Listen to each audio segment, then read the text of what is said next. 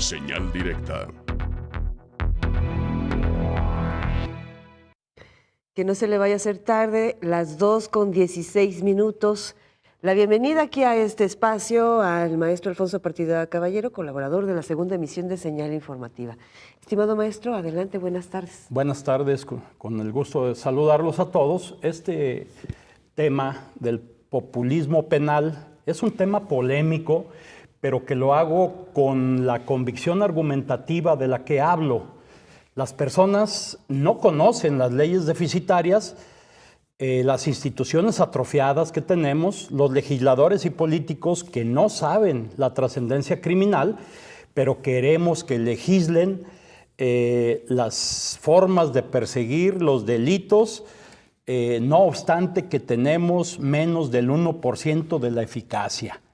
¿Esto qué quiere decir? Que solamente se castiga menos de 1 de cada 100 personas que cometen delitos. Esto significa que en Jalisco se denuncian 160,000 delitos, pero que en realidad se cometen más de 2 millones de delitos en Jalisco, porque solamente el 8% de los delitos se denuncia por falta de confianza ante estas autoridades, que son a que les damos esa atribución y se la seguimos dando, no obstante estar prácticamente en bancarrota. Queremos más prisión preventiva, aunque los detenidos no sean culpables. Ese es el tamaño de la irresponsabilidad que nos han estado haciendo creer que con las detenciones que se están haciendo, todo mundo tiene que ir a la cárcel. Cuando eso, lo que debemos de presumir no es la culpabilidad, sino la inocencia. Estos políticos nos han metido en la cabeza a todas las personas, a todos los ciudadanos, que los que están imputados de haber cometido un delito forzosamente vayan a la cárcel, aunque no sean culpables. Insisto, deben de ir a la cárcel. Eso se llama populismo penal, que no nos lleva a ningún lado. Y si algún partido canalla como el Verde desempolva la pena de muerte, más del 80% estaría de acuerdo con esta medida, aunque no resuelve nada. Los políticos irresponsables gozan de gran simpatía cuando proponen la cadena perpetua, aunque esto no nos lleve a resolver el problema de la inseguridad. Y si me apuran, la petición de algunos gobernadores que se dio el año pasado, que exigían que se volvieran al método anterior de investigación sin decirlo, pero que no era otra cosa que la tortura, gozó de mucha popularidad. Pero esto no es Estado de Derecho. El populismo penal es la tendencia de respuesta de autoridades irresponsables ante el incremento de la percepción de la inseguridad y el recrudecimiento de los fenómenos delictivos de los cuales ellos tienen gran culpa. No es otra cosa que responder con propuestas irrisorias, rápidas, irresponsables y sin contrastar socialmente con el problema. Esto es de nula eficacia, pero eficiente compromiso mediático, como aumentar penas, subir el número de policías.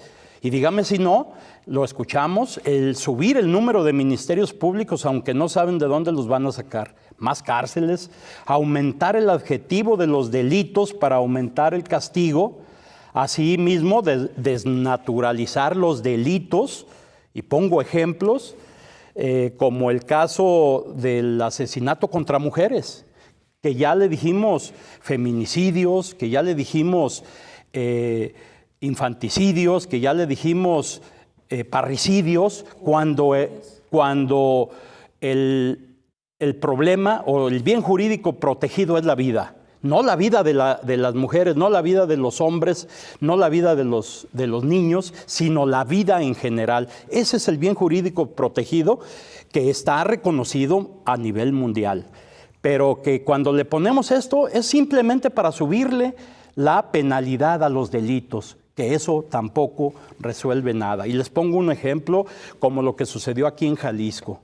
El gobernador señala que todos los delitos de homicidio cometidos contra mujeres se elevarán al grado de feminicidio. Es como si en la ciencia médica eleváramos al grado de cáncer a cualquier gripa, lo que sería ilógico y sería inatendible. Otro de los ejemplos de populismo penal irresponsables es elevar los índices delictivos o reducirlos de manera ilegal para demostrar que se está atendiendo el problema con leyes eficaces, con acciones, etcétera, cuando en realidad nos están dando una tomada de pelo a los ciudadanos con leyes pusilánimes y acciones e instrumentaciones de instituciones que son un verdadero fiasco, como las fuerzas únicas, las fiscalías macros, etcétera. Los diputados también tienen su parte de pena en esto. Realizan leyes que no resuelven nada y que van desde los perricidios, las variaciones de las denominaciones, como ya lo dijimos. Asimismo, la realidad es que se cometen en más de 1,200 homicidios violentos en Jalisco, pero solamente hay 2 sentencias. El problema no es subir las penas, el problema es poner gente capaz en estos cargos, preparar y profesionalizar. Los anuncios y creaciones de fuerzas únicas, como ya lo dijimos, el anuncio anticipado de operativos conjuntos de varios niveles de gobierno que solo en los medios se publicitan y que terminan siendo un verdadero fiasco. La firma de pactos contra la criminalidad sin vigilancia ni transparencia por parte de los órganos de gobierno.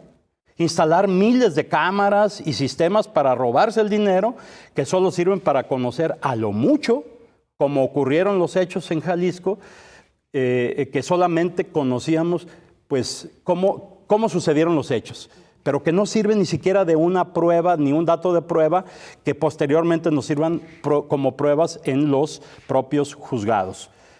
También otra parte de esta naturaleza es dotar de armas largas, uniformes de miedo, granadas, fusiles y equipo electrónico que requieren un entrenamiento específico y que terminan siendo un estorbo, que nunca son capacitados y menos aún profesionalizados estos elementos.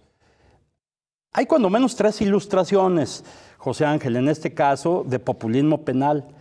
No hay ningún estudio contundente que avale el hecho de que incrementar las penas disuada a los criminales de incurrir a volver a cometer estos delitos.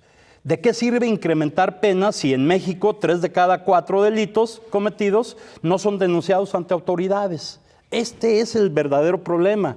Del 25% de los delitos cometidos que sí son denunciados, solo se concluye la investigación ministerial del 4.5% de los delitos. Y como ya dijimos, solamente el 1.6% van ante el juez.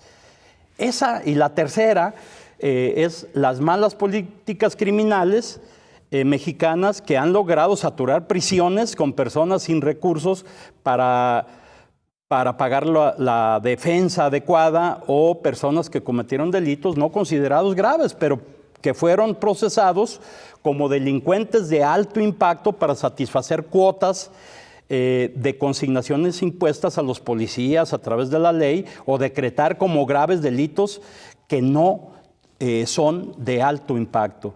Este chistecito nos cuesta diariamente 29 millones de pesos a nivel nacional en las prisiones y en Jalisco 4.3 millones de pesos diarios. Ese es el tamaño de la irresponsabilidad del populismo criminal o populismo penal. Hasta aquí mi comentario.